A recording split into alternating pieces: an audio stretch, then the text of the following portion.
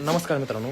सततच एक मेसेज आणि प्रश्न येत असतात काही पोरांचे की आमच्याकडे भांडवल नाही, कसं चालू करू. सर एकदम शॉर्टकटमध्ये सांगतो आता काय करायचं. उद्यापासून कामाला जायचं 500 रुपये रोजाने. 12 दिवस कामाला गेला का 500 रुपये रोजाने 6,000 रुपये येते.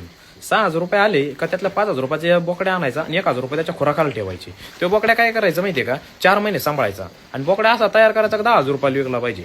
10,000 रुपयाला बोकड्या विकला का त्याच्यात काय करायचं, 2 बोकडे घेऊन यायचे परत 5-5 हजारावाले 2 बोकडं आणले का ते बोकडं काय करायचं, तिथून पुढे परत 4 महिने सांभाळायचे. त्या 4 महिन्याच्या खुराकासाठी परत कामाला जायचं. 4 महिन्याने ते 2 बोकडं 20,000 रुपयाला जोड विकायची.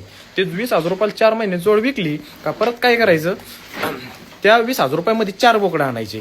म्हणजे कंप्लीट 8 महिन्यात तुझ्या हातात येथील 4 बोकडं. त्या 4 बोकडं आणले का त्या 4 बोकडाच्या खुराकासाठी परत कामाला जायचं आणि परत ते 4 महिने सांभाळायचे.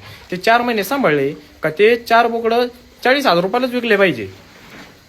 किती? 40,000 रुपयाला. म्हणजे एका 12 महिन्यात तुझे 4 बोकडाचे कंप्लीट 8 बोकडं तयार होते.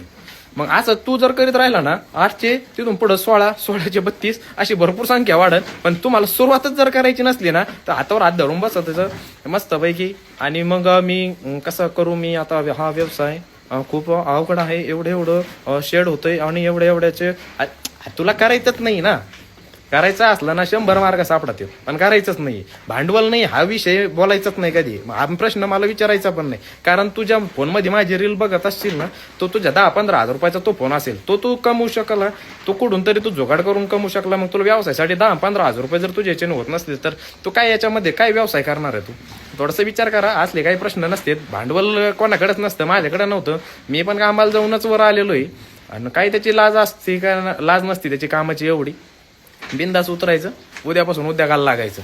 परत हा प्रश्न नको.